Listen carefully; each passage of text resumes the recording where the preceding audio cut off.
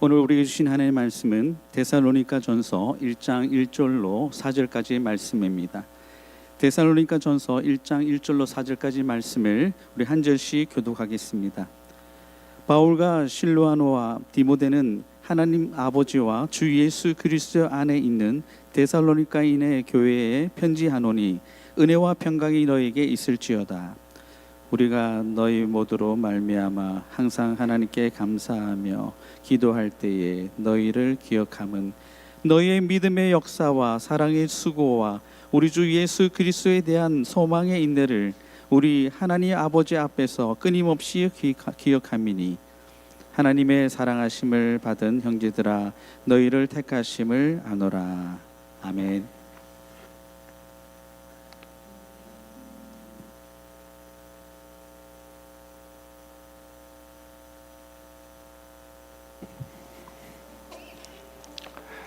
할렐루야. 오늘 주일 예배 오신 성도님들 축복합니다.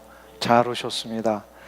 우리 주 예수 그리스도의 놀라우신 십자가의 은혜와 부활의 권능이 오늘 이 예배 가운데 가득 넘쳐나실 간절히 축원합니다. 어린 양 되신 우리 주 예수 그리스도, 나를 살리신 예수님으로 인하여 오늘 우리가 이 자리에 선 줄로 믿습니다. 우리 서로를 향하여서 한번 축복의 인사 나눌 때 잘 오셨습니다. 주님의 이름으로 환영합니다. 주님의 귀한 사랑이 함께 하시기를 간절히 소망합니다.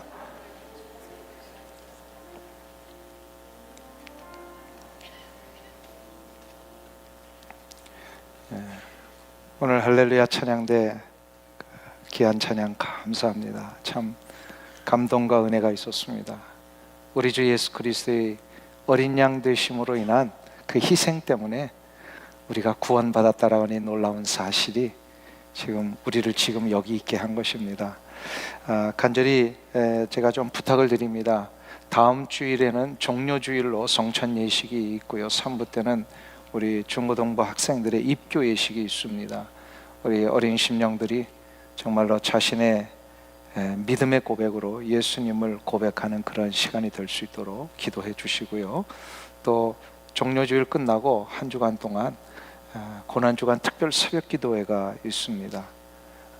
시작은 오늘부터 제가 특별 강론을 하게 된 것이지만 공식적으로는 종료주일부터 시작을 해서 부활주일까지, 그리고 특별 새벽 기도회와 성금요 예배까지 10번에 걸쳐서 특별 설교가 있습니다. 십자가를 경험하라 라고 하는 제목인데요, 이번 기회에 정말로 예수 그리스도의 십자가의 의미를 되새기시고 또 놀라운 부활의 권능을 말씀 가운데 한번 체험하시는 그런 시간이 되시기를 바랍니다. 그래서 특별 새벽 기도 5시 30분에 이 자리에서 있게 됩니다. 다 나오셔서 함께 새벽을 깨우는 여러분들 되시길 주의 이름으로 축원합니다.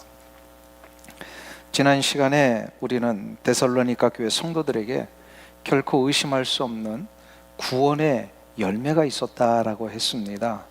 구원받은 자에게는 반드시 증거가 있다 그랬죠. 그래요, 안 그래요? 구원받은 자에게는 증거가 있다 그랬어요. 근데 그 구원받은 자의 증거가 이 데살로니가 교회 성도들의 모델을 통하여 우리가 확인해 봤습니다. 그들에게 나타냈던 증거가 뭐였죠? 믿음의 역사가 있더라.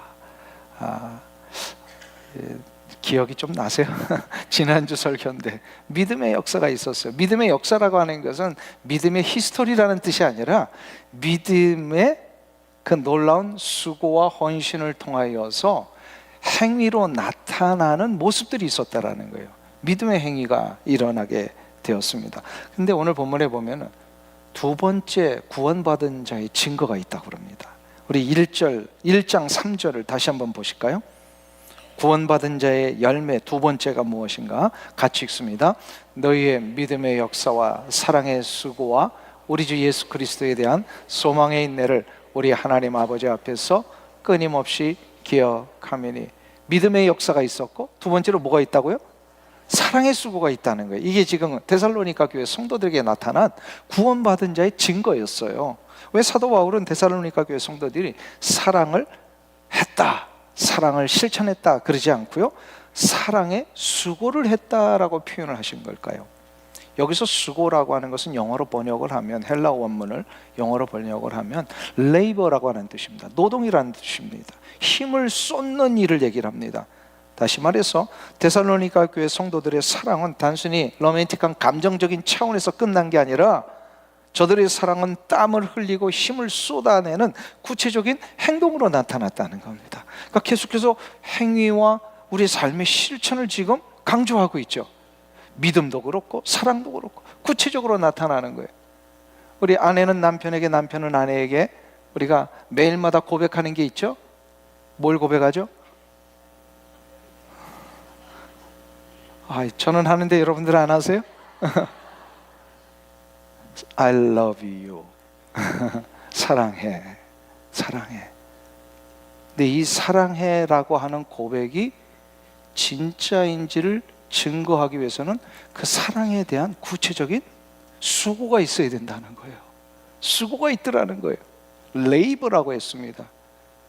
저들이 땀을 흘리고 힘을 쏟아내는 구체적인 행동 수고가 있다. 근데 더 놀라운 것은 이 사랑의 수고가 데살로니가 교회 성도들의 기준에서 보면 억지로 하기 싫은 사랑을 그냥 억눌린 채 이거를 그냥 할 수 없이 하는 수고가 아니라 이거는 사랑해주고 싶은 마음이 막 우러나와서 흘러 넘치는 걸 얘기를 합니다.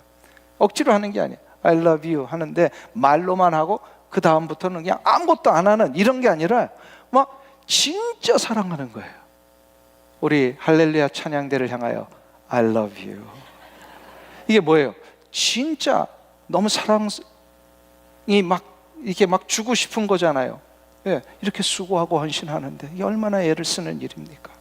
이 자리에 앉아 계신 여러분들 한 분 한 분이요, 정말로 이 자리에 나온 이 모습을 보면서 하나님이 얼마나 사랑스러워 여기시겠습니까? 그렇죠? 예. 근데 하나님의 그 사랑은요, 그냥 I love you가 아니라 그 사랑의 모든 행위가 담겨진 그 놀라운 사랑의 역사 아니셨습니까? 지금 데살로니가 교회가 그걸 하고 있더라는 거예요. 사랑해주고 싶은 마음이 막 저절로 우러나와서 하는 이 행위에 수고가 있더라는 거죠. 어떻게 데살로니가 교회 성도들이 이런 사랑을 할 수 있었던 것일까?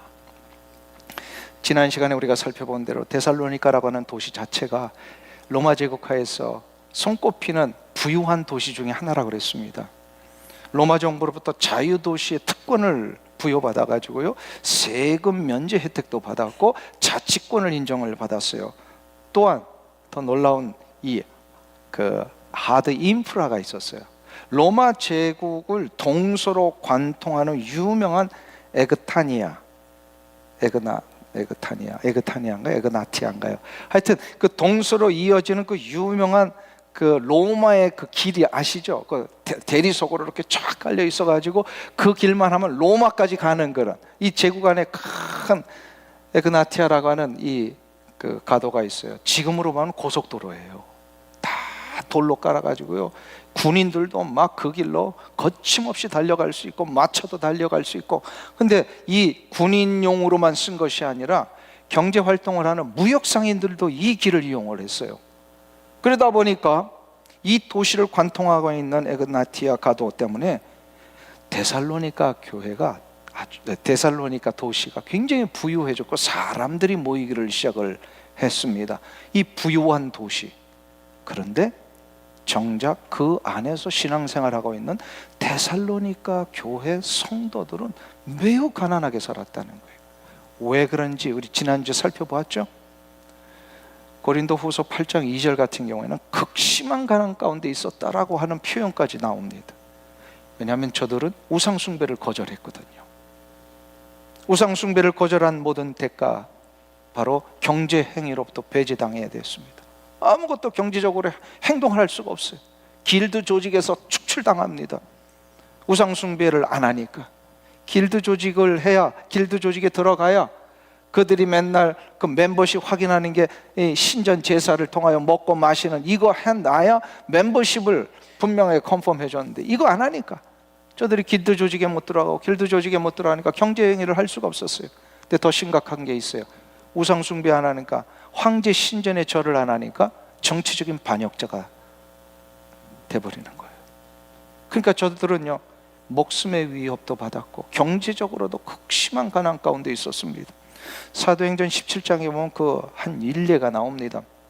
사도 바울이 복음을 전하다가 이 마게도냐 지역에서 이제 사람들의 핍박 때문에 몸을 숨깁니다. 그 몸을 숨긴 집이 야소라고 하는 사람의 집이었어요. 근데 이게 들통납니다. 그래가지고 사람들이 몰려와서 이 사도 바울을 숨겨주었던 야손을 끌어내서 관원들에게 끌고 가서 아주 모든 고초를 당하게 만듭니다. 결국 야손이 거기서요 엄청난 경제적인 보석금 대가를 치르고 겨우 몸만 빠져나와요. 이게 아주 한 일례예요. 믿음을 지키는 대가로 막대한 경제적인 손실을 감당해야 됐고 생명의 위협을 당해야 했습니다. 사도행전에서 이 장면을 묵상할 때마다 저는 가슴이 좀 먹먹할 때가 있어요. 믿음을 지킨다는 게 이런 대가를 치르면서까지 초대교회는 했었구나. 우리는 믿음을 지키는 대가가 그렇게 심각하지 않잖아요. 뭐만 하면 돼요? 우리는 믿음을 지키기 위해서요? 예. 뭐만 하면 돼요? 할 거 별로 없어요. 그냥 믿음 생활 하면 돼요. 근데 초대교회 성도들은요 막대한 경제적인 손실도 감내해야 됐고 목숨의 위협도 감내하면서 믿음을 지켰더라는 거예요. 참 놀라운 신앙의 모습이 아닐 수 없습니다. 그런데 더 놀라운 일이 있어요. 자신들도 가난하고 그 핍박받는 삶의 처지이면서도요 저희들은 오히려 자기들보다 더 가난한 형제들을 향하여서 사랑을 쏟기를 시작을 합니다. 사도 바울은 데살로니가전서 4장 10절에서 이렇게 증언합니다. 우리 다 같이 한 목소리로 봉독합니다. 사도 데살로니가전서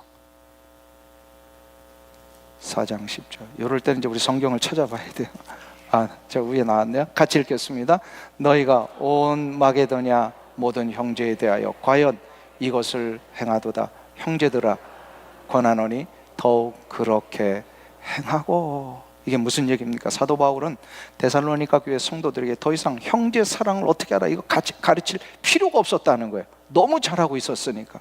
저들이 어떻게까지 했냐면요 이미 마게도냐에 있는 모든 형제들을 위하여 실제로 이 사랑을 행하고 있었다. 에그나티아 가도 이 동서로 이어지는 엄청난 이 고속도로를 향하여서 그 당시에 이 그리스도인들 가운데 복음을 전하기 위해 나그네처럼 다니는 많은 사람들이 있었습니다. 지금은 이런 사람들이 별로 없잖아요. 그런데 저들은 모든 생업을 내려놓고 주 예수 그리스도의 복음 때문에 여러 지역을 다니던 전도인들이 있었습니다. 그런 전도인들은요 제일 문제가 뭐냐면 자기가 경제적인 능력을 얻는 게 아니라 가는 곳마다 자기를 받아주는 곳에서 먹고 기고하면서 또 다른 곳으로 옮기는 이런 일들을 했단 말이에요. 근데 문제는 뭐냐면 에그나티아 이 가도를 중심으로 해서 굉장히 번화하고 화려해 보이지만 이 길가 옆에 있는 모든 여관들은 매우 위험한 지역들이었습니다. 강도의 위험이 있었고요, 매춘이 일어났고 이방인들이 들어오면 막 죽음의 위협까지도 받을 수 있는 이런 일들이 너무 난무했습니다. 그래서 이들이 이 생명의 위협을 받는 상황 앞에 저들이 이 문제를 해결받을 수 있었던 것이요 데살로니가 교회 성도들이었어요. 데살로니가 교회 성도들은 이 나그네인 그리스도인들을 자신의 집으로 맞이하며 환대를 했습니다. 환대라고 하는 것은 그래서 이 환대를 받는 사람도 그렇지만 환대를 해주는 사람에게도 생존과 직결된 거예요. 내가 먹고 살기도 바쁜데, 내가 우리 가족들과 지낼 만한 방도 좁은데 새로운 나그네가 오면 어떻게 해요? 방을 내주고 내가 먹던 것에서 나눠서 먹고, 그러니까 이게 가난하지만 저들이 이런 환대를 그리스도 형제들에게 베풀었다. 옛날에 우리 속담에 이런 말이 있죠. 뭐도 나눠 먹어라. 지금 그런 일이 없으니까 그렇지만 옛날에 그 얼마나 보릿고개 시절에 가난했습니까? 그런데도 불구하고 콩 한 쪽도 나눠 먹는 것이 함께 살아갈 수 있는 유일한 능력이다라는 걸 알고 있었다라는 거예요. 실은 우리 그리스도인들이요 이미 복음서에서 또 예수 그리스도의 복음의 역사 때문에 이 일을 우리에게 가르쳐 주셨댔어요. 환대는 생존과 직결된 놀라운 사랑의 수고였어요. 고린도후서 8장 2절부터 4절에 보면 이 데살로니가 교회 성도들의 환대가 어떻게까지 실천되었는지 아주 놀라운 일이 하나 소개되고 있습니다.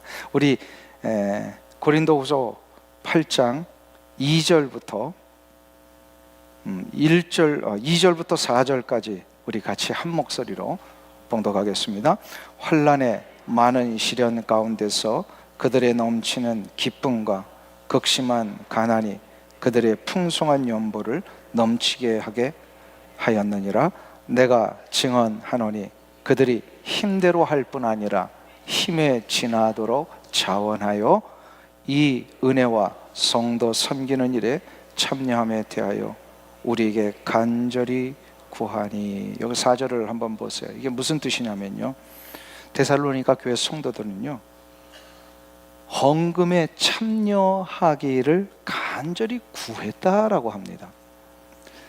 자기들도 가난한 자들인데, 그래서 헌금할 능력도 별로 없을 정도로 이렇게 경제적인 연약함 가운데 있는 자들인데, 자기들보다 더 가난한 자들을 위하여 섬기는 이 헌금하는 일에 자기들도 동참할 수 있게 해달라고 사도 바울에게 간청을 했다는 거예요. 이것이 실은 사랑의 수고 가운데 나타난 아주 놀라운 모습이었습니다. 자신들도 경제적인 바닥에 처해 있었던 자들이에요.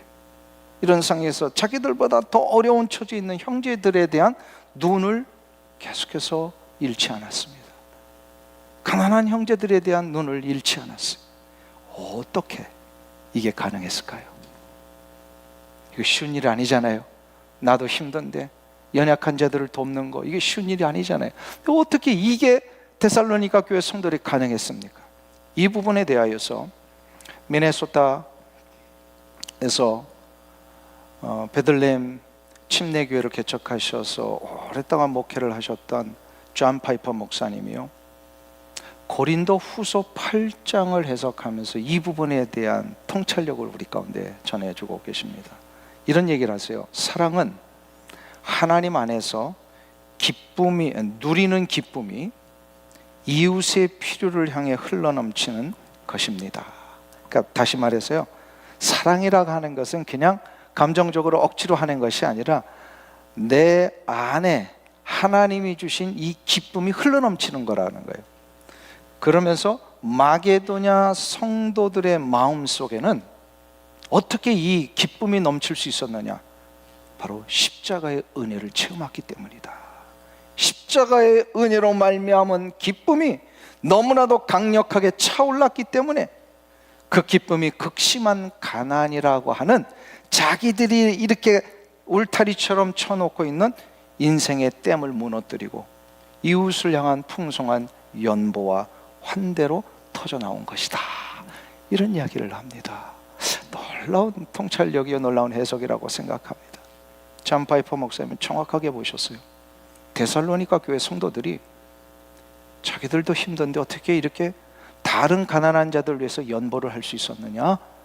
그는 바로 십자가의 은혜로 저들이 기쁨이 넘쳤기 때문이다. 사랑의 수고는 의지력에서 나온 게 아니라는 거예요. 사랑의 수고는 의무감에서 억지로 짜낸다고 되는 게 아니더라는 거예요. 그것은 차오른 기쁨이 자연스럽게 흘러넘치는 거예요.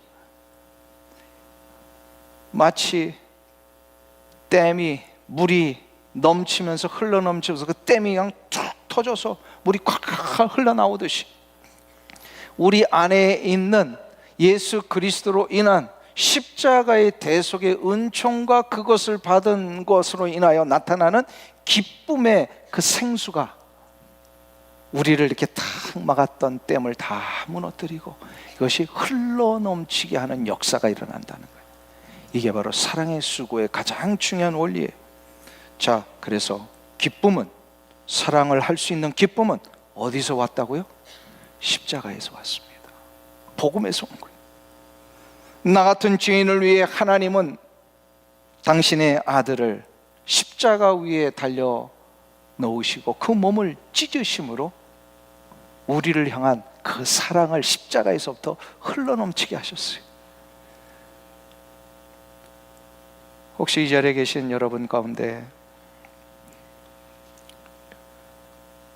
이런 주저함이 있으신 분 계세요?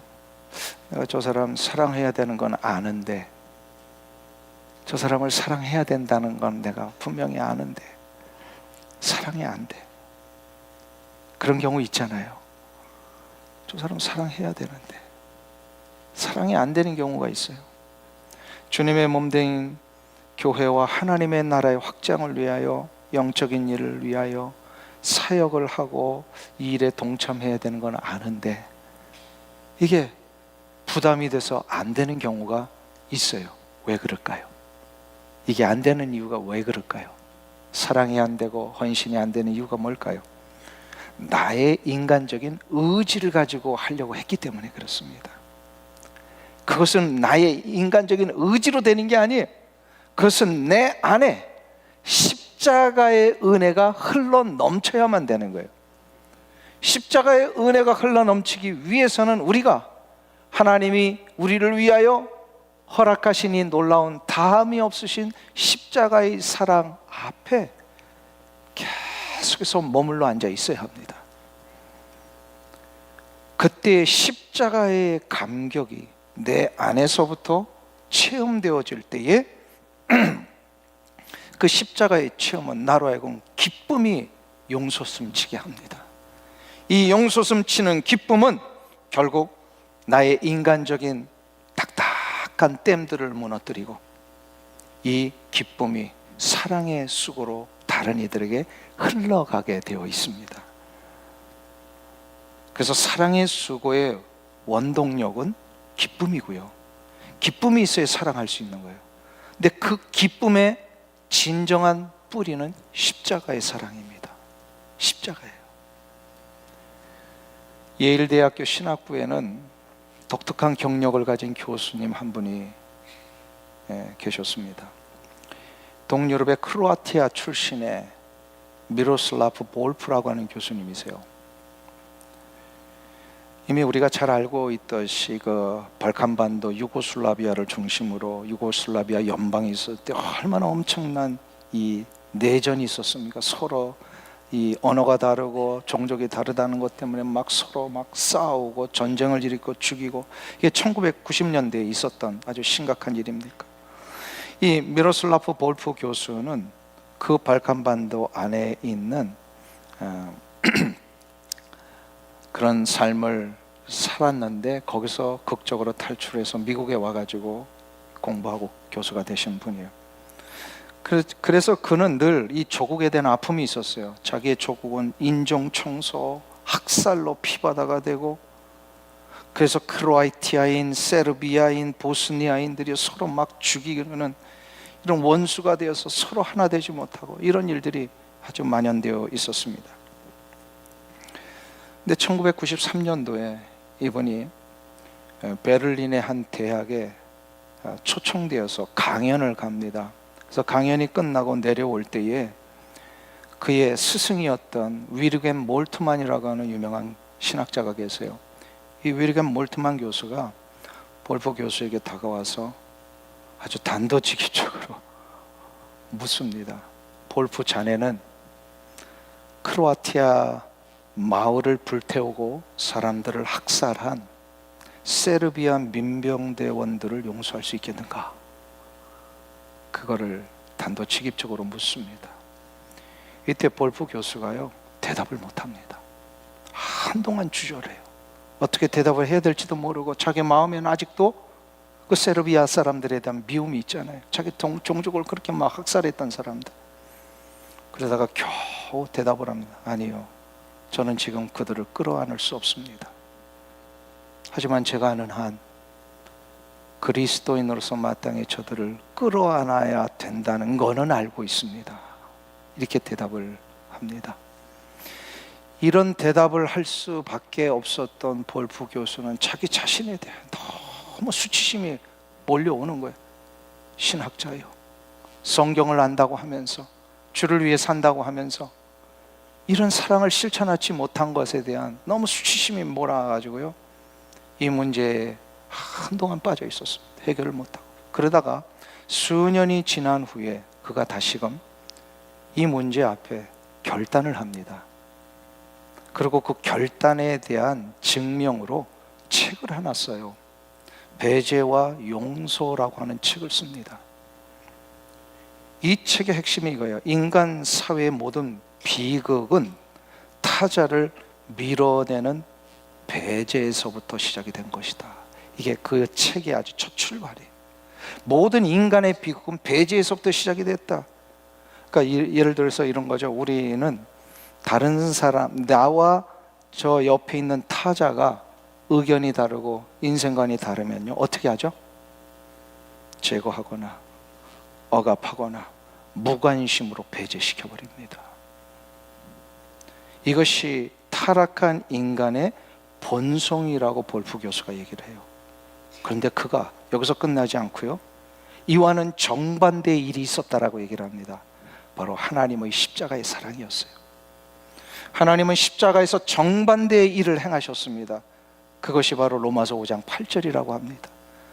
우리가 너무나도 잘 아시는 말씀이죠. 로마서 5장 8절. 아직 우리 같이 읽겠습니다. 우리가 아직 죄인 되었을 때에 그리스도께서 우리를 위하여 죽으심으로 하나님께서 우리에 대한 자기의 사랑을 확증하셨느니라. 우리는 하나님과 어떤 자였다고요? 죄인이었고 원수였습니다. 왜 우리가 하나님 앞에 원수가 된 자가 됐어요? 하나님은 한 번도 우리를 원수로 삼으신 적이 없는데 우리 스스로가 죄를 짐으로 하나님과 우리 사이에 맺어져 있던 놀라운 생명의 관계를 우리 스스로가 끊어버린 거예요. 그리고 하나님으로부터 멀리 떨어져 나갔어요. 이것은 바로 하나님을 원수로 여기는 삶이라는 거예요. 하나님은 한 번도 우리를 원수로 여기지 않으냐 하셨는데 우리 인간이 죄된 이 본성 때문에 하나님을 원수처럼 여기고 하나님 안 보겠다 하고 하나님 없이 살고 내가 내 원하는 대로 살겠습니다 했던 이러한 삶의 연속이 바로 원수된 삶이라는 거예요. 그런데 그런 원수된 삶으로 뛰쳐나갔던 우리를 하나님은 어떻게 하셨어요? 우리를 배제하지 아니하시고 심판 대신에 십자가 위에서 하나님의 아들 예수 그리스도의 몸을 찢으심으로 우리를 다시금 받아들이셨다라는 겁니다. 여기서 볼프 교수가 아주 중요한 결론을 얘기를 합니다. 십자가는 하나님께서 자기 자신 속에 반역한 인간이 들어올 수 있는 빈 공간을 만들어 주시는 궁극의 환대 사건이다. 다시 한번 말씀드릴까요? 제가 코테이션 한 거예요.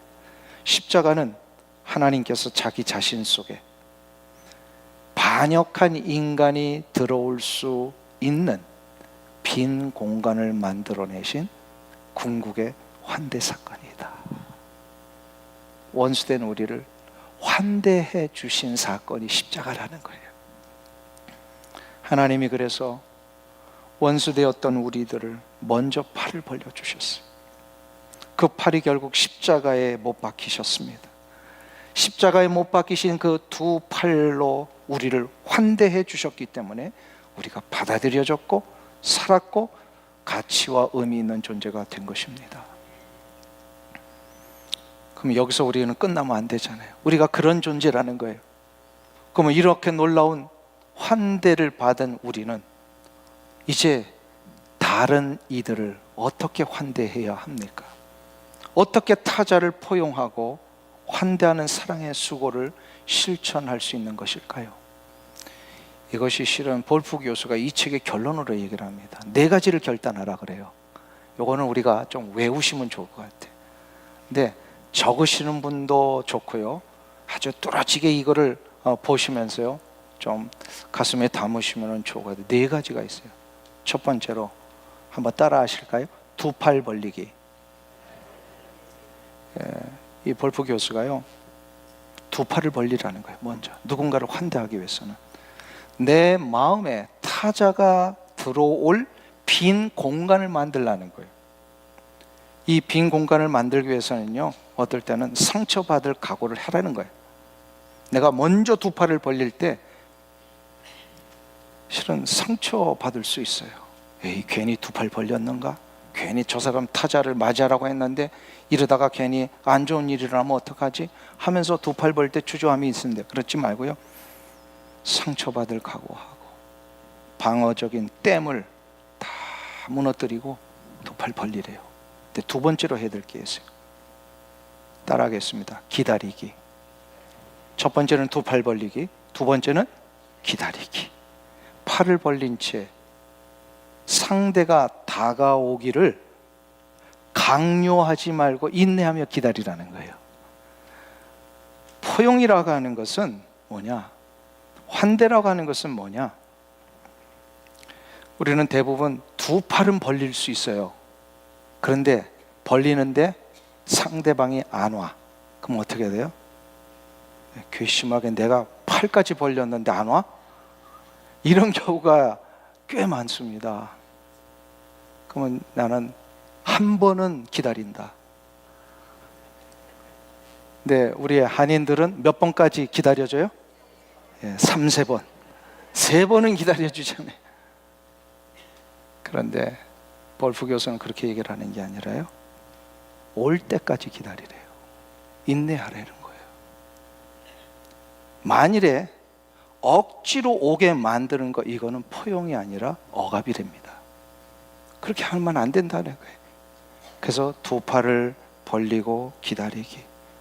그래서 결국 언제까지 기다리라고요? 올 때까지 기다리고, 결국 오면 어떻게 하는 거예요? 세 번째로 껴안기입니다. 껴안는 거예요. 마침내 벌린 팔의 품으로 타자가 들어오는 순간 나는 저를 환대하는 것이고 저도 환대를 받는 것입니다. 이 과정에서 환대가 이루어질 때 놀라운 양쪽의 변화가 일어난답니다. 놀라운 회복이 일어난답니다.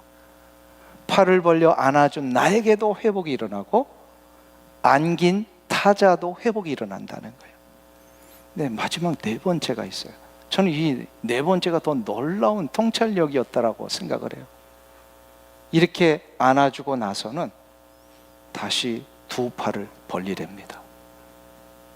껴안은 후에는 나의 환대를 받은 그 타자를 소유하거나 통제하지 말라는 거예요. 그리고 상대방이 소유하고 있는 고유한 그의 정체성을 존중하고 환대를 받은 이후에 자유함을 누릴 수 있도록 다시 두 팔을 벌려서 그를 자유인으로 만들라는 겁니다. 저는 이 네 번째 참 놀라운 결단이라고 생각을 합니다. 우리는 보통 누군가에게 도움을 주고 누군가에게 나의 귀한 사랑을 전하고 나서 그도 그 사랑받아서 감격하고 너무 좋아하고 회복이 된 이유는 어떻게 해요? 이제 내가 하라는 대로 해. 내가 이리로 가자 그러면 같이 가야 돼. 내가 그 공항에서부터 너 라이드 해줬는데 이제 이민생활 내가 가는 방향으로 너도 같이 가야 돼 하는 경우가 참 많아요. 근데 그것은 내가 환대를 하고 나서 그를 억압하는 거랍니다. 그러지 말고 어떻게 하라는 거예요? 두 팔을 벌려서 그를 자유케 해야 돼요. 그런데 자유한다고 해서 그 이전의 모습으로 돌아가는 게 아니라 환대를 통하여 그는 변화가 있었고 회복이 있었잖아요. 그러니까 새로운 존재로 자유함을 누리게 된다는 겁니다. 실은 정확하게 이것이 주님이 십자가에 위해서 우리를 위하여 보여주신 환대였습니다. 주님은 두 팔을 벌리셨어요. 그리고 우리가 돌아올 때까지 기다려 주셨어요. 돌아온 이후에 우리를 안아주셨고 안아주신 이후에 주님의 품 안에서 우리를 자유한 자로 놓아주셨습니다. 이것이 주님이 우리를 위해 행하신 사랑의 수고였습니다. 사순절은 이 사랑의 수고 안으로 우리가 걸어 들어가는 시간입니다. 주님께서 나를 위해 두 팔을 벌리셨다는 그 사실 앞에 우리는 그래서 오랫동안 아주 시간을 많이 들여서 묵상을 해야 되고, 그 십자가 앞에 오랫동안 머물면서 나를 향하여 두 팔을 벌리시고 나를 환대해 주신 그 주님의 사랑을 체험을 해야 돼요. 이 체험의 시간들이 있어야 돼요. 이게 바로 사순절 기간입니다. 그것이 될 때에 비로소 우리도 우리의 이웃을 향하여, 타자를 향하여 팔을 벌릴 수 있습니다. 그래서 사순절은 주님의 사랑의 수고 안으로 걸어 들어가는 시간인 동시에 또한 우리가 이 사랑의 수고를 위하여 타자에게로 나아가는 시간이기도 합니다. 이 사랑의 수고를 우리가 실천하는 순간 놀라운 결과가 있습니다. 사랑의 수고를 위해 나아가는 나와 그 사랑의 수고를 받는 자 모두에게 하나님의 생명과 회복의 은총이 임하십니다. 회복이 있어요. 생명의 역사가 나죠. 제가 오래전에 한번 나눴던 간증인데요, 한국에서 목회하시는 친구 목사님으로부터 들은 이야기예요. 이 목사님이 결혼식을 집례하실 때에 이런 일이 있었답니다. 그 결혼식의 신랑은 그 교회 교육자였어요. 두 사람이 이제 목사님한테 와서 결혼 날짜를 정해놓고 이제 결혼 주례를 부탁을 하고 나서 얼마 시간이 지나지 않았는데, 이 신부는 평신도였어요. 이 신부에게 암이 발견된 거예요. 그러니까 이 신랑이 어떻게 해야 될지를 몰라가지고 목사님한테 찾아온 거예요. 목사님, 이 상황 어떻게 합니까? 목사님이 어떻게 하면 좋겠어요? 이런 곤란한 것은 목사님한테 원래 가져오는 게 아닌데 이 교역자가 목사님 존경하니까 이 어려운 상황 속에 이 결혼을 며칠 앞두고 신부가 암이 발견됐는데 어떻게 하면 좋을까요? 그래서 이 목사님이 양가 부모를 부릅니다. 이런 상황인데 결혼식을 어떻게 하면 좋겠습니까? 그런데 신랑 측 부모님이 결혼을 강행을 합니다. 우리 결혼하겠습니다. 결혼시키겠습니다. 그래서 결국은 두 신랑과 신부가 결혼식을 거행을 했어요. 결혼식 후에 피리온이 이제 베풀어진 자리에서 얼마나 이렇게 마음이 무겁습니까? 신부가 암이 걸렸는데. 그래서 목사님이 분위기를 바꿔보려고 결혼에 대해서 한 말씀씩 하시지요 이렇게 했는데, 속으로는 불안한 거예요. 또 이렇게 부정적인 얘기 나오면 안 되니까. 네, 아무도 얘기를 못하고 있는데 신랑 아버지가 이런 얘기를 하더래요. 믿음의 기도는 병든 자를 구원하신다 하지 않았습니까? 우리 아이들을 위해서 함께 기도하라고 이 결혼식을 허락하신 것 같습니다. 신랑의 아버지가 그 이야기를 하니까 결혼식 피로연 자리가 확 분위기가 달라진 거예요. 모두가 다 마음이 기쁘고, 그 이후에 온 교회 성도들이요 이 신부를 위해 기도하기를 시작을 합니다. 야고보서에 나오는 그 믿음의 기도는 병든 자를 낫게 해주신다라고 하는 이 말씀 붙들고 온 교회 성도들이 기도를 시작을 했어요. 1년이 지났는데 놀라운 기적이 일어납니다. 마지막 조직검사 결과 암세포가 없어졌다는 거예요. 그 이야기를 우리 목사님이 이제 나중에 간증을 해주시는데 참 감동이 왔어요. 우리의 삶이 사랑의 수고로 옮겨질 때 하나님은 그 현장 속에 생명의 역사와 회복의 은총을 베푸십니다. 사랑의 수고 안에는 육체의 병을 낫게 하는 능력이 있습니다. 외로움을 해결하는 능력이 있습니다. 삶의 의미를 다시 찾게 하는 능력이 있습니다. 야고보서 5장 15절이 바로 그 말씀입니다. 오늘 야고보서 5장 15절을 함께 읽으며 말씀을 마무리하고 싶습니다. 같이 읽습니다. 믿음의 기도는 병든 자를 구원하리니 주께서 그를 일으키시리라. 혹시 죄를 범하였을지라도 사하심을 받으리라. 사랑의 수고는 여러 방법으로 나타날 수 있습니다. 근데 그 수고 중에 놀라운 한 수고가 있다면 우리 지체 가운데 어려움을 겪고 있는, 투병하고 있는 성도들을 위하여 믿음으로 기도하는 것입니다. 이 사랑의 수고가 있을 때에 병든 자를 구원해 주신다 하셨습니다. 사랑하는 성도님 여러분, 이 사순절에 예수 그리스도의 십자가의 사랑 앞에 더 오래 머무시고 그 놀라운 사랑의 감격이 여러분의 댐을 무너뜨려 이것이 다른 타자에게로 흘러갈 때에 그곳에 나와 그 타자는 놀라운 회복의 능력을 경험하게 될 것입니다. 이 은혜가 있기를 주의 이름으로 축원합니다. 기도하겠습니다. 자비하신 아버지 하나님, 데살로니가 교회 성도들의 사랑의 수고를 통하여 우리가 마땅히 해야 할 환대와 포용이 무엇인지를 깨달았습니다. 사랑의 수고를 감당할 수 있는 것은 우리가 선하기 때문도 아니요, 우리의 의지력이 강하기 때문도 아님을 압니다.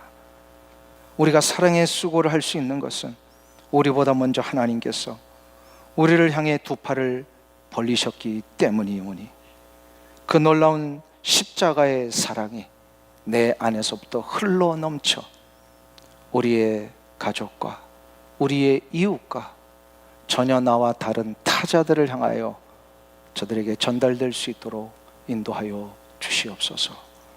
예수님의 이름으로 기도하옵나이다. 아멘.